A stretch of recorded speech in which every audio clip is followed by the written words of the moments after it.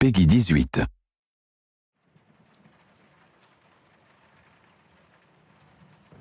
Hello and welcome. My name is Thor Blustad and I'm the game director for Hitman Absolution. Hi everyone, I'm Katja Nivedam and I'm the gameplay director on Hitman Absolution. We are very excited and proud to finally share with our longtime fans and everybody else out there what we've been working on very passionately for quite some time now. Indeed, I mean, Agent 47 literally was the start for IO Interactive, and it's by far our largest undertaking to date, building Hitman Absolution.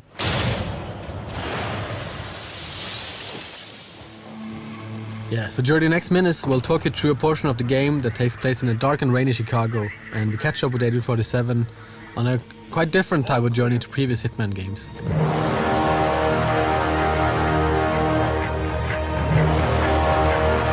There's a citywide manhunt for him and he's been tracked down to this derelict library. We're showing part of a level which is called Run for Your Life, and it sees Hitman pitted against the Chicago PD. They're hunting him for a reason we cannot get into, but he will have to deal with that situation. Glacier 2 allowed us to build a render also from scratch to fit with the art direction of Absolution, which is a more kind of a dense style. What we see in this playthrough is kind of a noir part of the game, which is following the story. The story and the art direction is quite closely linked, so that as 47 kind of goes through his journey throughout the game, the style of the game and the whole look will change with him. This is a derelict library, right? It's early in the game, and Hitman is seeing some hard times. And later, as he hopefully succeeds, the environments will change to reflect that, right? Yes, and also, I mean, this part of the game is called Run for Your Life. So this is where there's a manhunt. He's been compromised. He's on the run, and he starts empty-handed. So it's perfect for us to show off our mechanics in a natural way, where we kind of build up the character throughout this playthrough. And as you can see here, coming up is one of the new features we introduced in Absolution, which is Instinct. Yeah. As you've seen, Agent 47 can sense his enemies through walls, and he can see or try to predict the path they're going to take. And this feature is something that allows for actually looking at what the AI is doing in the 3D world instead of other places and trying to figure out what to do. But also it was also a feature that got added when the AI got so complex and hard to handle for us and the team. We needed some tools for ourselves to actually make sure that we could play the game.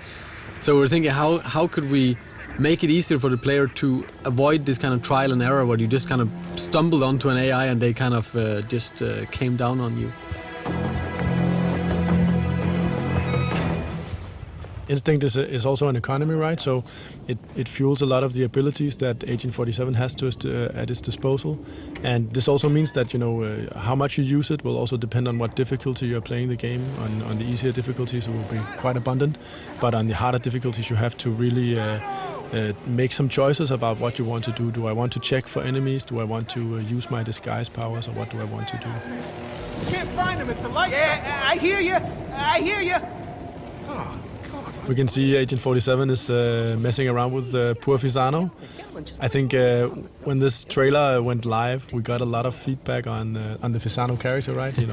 Just that the Sarge is, giving a hard time, and why did we kill him, and all that stuff. And obviously, we wanted to show just how much you can actually invest emotionally in a simple police officer, and by choosing to kill him in the end, you actually you kind of feel how much you actually attach to this guy even if it's only for minutes, right? And obviously you are free not to kill him. It's perfectly up to the player, completely up to the player what he wants to do. Yeah, I mean we are kind of showing off one kind of version of a Hitman in our playthrough, but it's all up to the player when they eventually get their hands on this by themselves to choose which kind of Hitman they want to be here and how they want to play out. If they want to kill the Sarge because they think he's an asshole, that's perfectly fine. It might be a little difficult to get to him because he's kind of surrounded by cops, but it is possible. And if you want a little kind of poetic justice in your playthrough. Oh, knowing our players, I think quite a few will.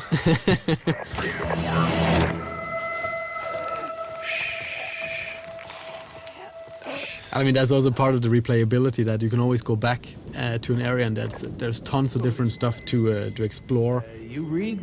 No, I can't say I do. Good. Waste your time. I also think it's interesting, right, that you have on one hand you have this kind of calm and collected hitman, or Agent 47, that will choose his battles and foreseeably avoid as much as possible, being quite emotionless. But on the other hand, you have the player who really wants to invest himself in the world, right? Killing the Sarge is not super professional, but it feels damn good. So what do we want to choose?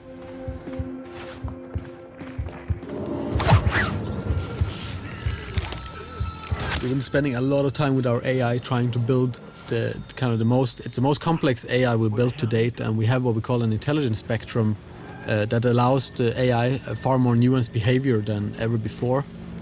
While in the old games it was very kind of binary or kind of black and white, that you went into a situation and if either they knew you or they didn't. If they found you out, every AI in the world, every NPC would just come down on you and try to kill you. Yeah, I mean, in this playthrough, if the police haven't seen you killing anyone and they actually discover you, their first notion is not to start shooting, it's actually to try to arrest you. And based on the arrest situation, you can actually come out of it in quite a few different ways, where only a few of them actually lead to combat. You can still evade them and all that stuff. So it's much more grayscale, and it's a part of building this living and breathing world we really wanted, right? Where the environment is fairly rich and the character interaction is rich. So you kind of, you get a feeling that this could be a real place. That's one deep hole. Hey, you think you'd survive that drop? Improvised weapons, as you will see with this. Here we have a bust. Just say it. We call improvised weapons like a number of props here that 47 can use. The improvised weapons have obviously some gameplay relevance in the sense that they do some quick and clean kills, but it's also a choice of style, basically, as also we see later in the hippie apartment. It often has this dark humor twist to it, which items you choose and how do you want to apply them to the AI, if we can talk about it like that.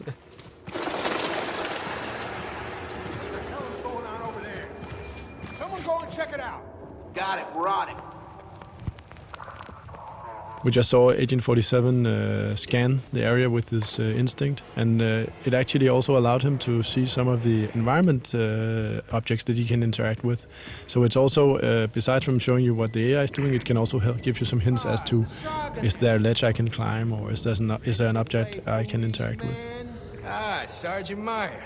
See, you still can't sniff a fart out of your own ass. So the Sorganash boys are coming in for the briefing. Yeah, we needed a lot of cops in this library, and it was we needed to kind of pour more and more in as the player goes through, so the stakes gets higher towards the exit here with the red light in the far distance. That's also part of how the AI will handle combat. If you choose that path, it can actually spawn in better equipped enemies to confront you. So you should be careful about what path you take. Yeah, I mean, if you start a big fight in here, you will risk that SWATs are kind of spawned into this area as well, which will make it quite a lot difficult. Come on, fucker, work. So here we finally got our hands on a gun, and we really wanted to show off a little bit of combat. But this is just one way of kind of ending this part of the level. Sure you pussies ain't. What's not maybe super apparent here is that this is just one path, right? You can actually you can take other paths, and you can also, but just from this point, actually both do stealth and action, right? But as we also mentioned, we really wanted to emphasize the Fisano story, and in this case, that means an unhappy ending for him. Yeah. But it's also good for drama. Not so good for him, though. No. And as you can see, hopefully that the whole action part of Absolution, shooting weapons and all that stuff is something we gave an upgrade, a literal upgrade from the previous games, right? We have a cover system, aiming and shooting feels snappy and responsive. So that part is not, it doesn't feel like the game abandons you, it more feels like it's a natural part of the game. And again, you're free to duck in and out of combat as you choose. Yeah, I mean, if you retreat from combat, then they will eventually stand down and maybe not into talking about their daily lives anymore, but at least into something more forgiving.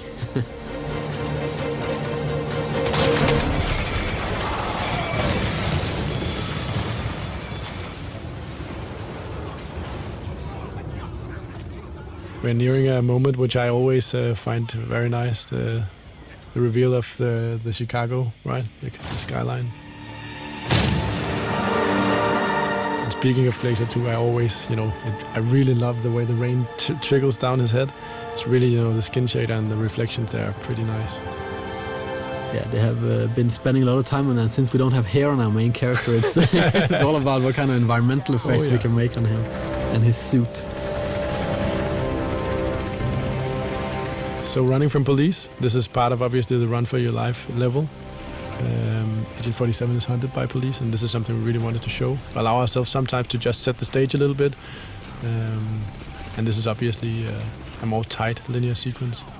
But again, we're talking about NPCs and kind of characters of the game, and we really wanted a helicopter that was kind of like a personal helicopter, like it was humanized and not just like a hunk of metal with a huge gun.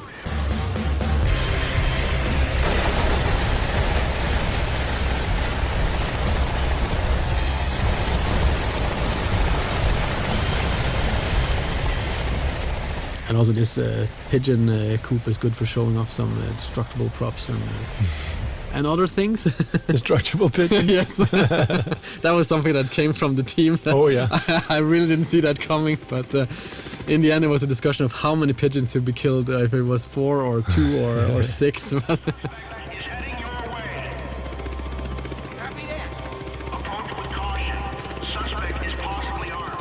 Another feature that makes a return in Absolution is obviously the disguise gameplay, and it's always been central to the franchise, this ability of Agent 47 to impersonate the people around him, right? Take their clothes as disguise. But it's something also, I mean, we never really got the time to explore what this mechanic really could do. I mean, we always wanted to do more with the disguises in the old games, but we never kind of found the time or had the people to do it. I really wanted this feeling of hiding in plain sight. That's been the theme throughout the talk of what do you do in a disguise. As we can see later, that's coming up. But also just the feeling of actually walking around where people don't really know who you are. It's quite powerful. It's an experience that is very close to the Hitman games. And as we can see, Hitman is slowly approaching the hippie apartment. And I think that's very interesting in terms of how do we build a new AI, what do we mean when we talk about doing new stuff. And in this case it introduces the concept of a trespassing zone. So the apartment here is actually a zone, and most people are actually allowed in there. The hippies are kind of very friendly, but if there's one thing they really don't like, it's obviously cops, as it says on the poster. So coming here disguised as a police officer is maybe not the best idea, and that's why also Agent 47 will have to duck and weave a little bit in here. They're so busted, man! Ugh, fucking pigs! Bro, dude, calm down. Maybe they just want to chill, you know? They don't want to. And this is also, I mean, this is from a topical point of view. We really wanted a lot of diversity in the game, and also being able to mix it up. So we have this very serious playthrough so far, and then adding this kind of very ridiculous setting of the hippies kind of flushing pot out the toilet. Come on, flush, you piece of shit toilet! It's a big part of Absolution is kind of trying for us to fit together the most kind of unexpected things for the players. So as they walk through the game, they never really know what's around the next corner, and they always would kind of want to play just to see what the hell is up next, right? And here's one of these improvised weapons, the bong, one of my favorites. Yeah, and you can see. Yeah, cool. You notice we have a small challenge also going off there, killing someone with a bong. And throughout the game, there are a multitude of different challenges you can try to pursue as a player. And this is also tied into all the different weapons, the improvised weapons and others, that the way you use them is also tied into all these challenges. So here coming up is actually the use of the instinct power while wearing a disguise. So this will allow Agent 47 to fool enemy AI for a brief period while burning off instinct. And one of the new things you can do in Absolution. Yeah, probably got called down. You going down? Wow, exciting. Characters is in general very important for us to have kind of pretty unique and interesting characters for the players to meet throughout the game. This guy is actually he's living here in Copenhagen. He's called Ola, I think. He's a musician, and we've face scanned I don't know how many 100 people for the game in general, and kind of mixed and matched them up.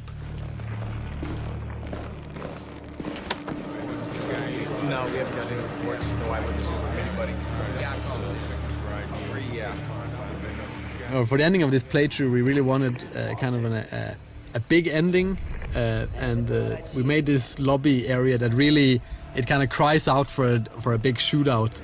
But instead of doing that, we kind of wanted to show off another one of the disguise mechanics, which we call hiding in plain sight.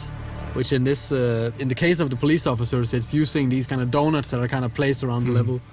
I mean, and throughout the game, you'll have to learn or figure out which disguise fits with which environment interactions, and this is a good example of it. Also, just saying that it's still very much a stealth or outsmarting game, so most people will not choose necessarily to shoot people as their first choice. But I mean, for those that really want a big fight, I mean, they can always just bring out some guns and and try. We're coming to the end, which also features another very, very big thing for us, which has always been a part of the Hitman games as well, which is the crowd system. And it's safe to say that this time around it's also seen quite a development, something you can look forward to. Yeah, this is just a little tease. Yeah, definitely. So, but thanks a lot for watching and taking these 17 minutes with us. And thank you for all your good comments and all the nice feedback we've been getting so far.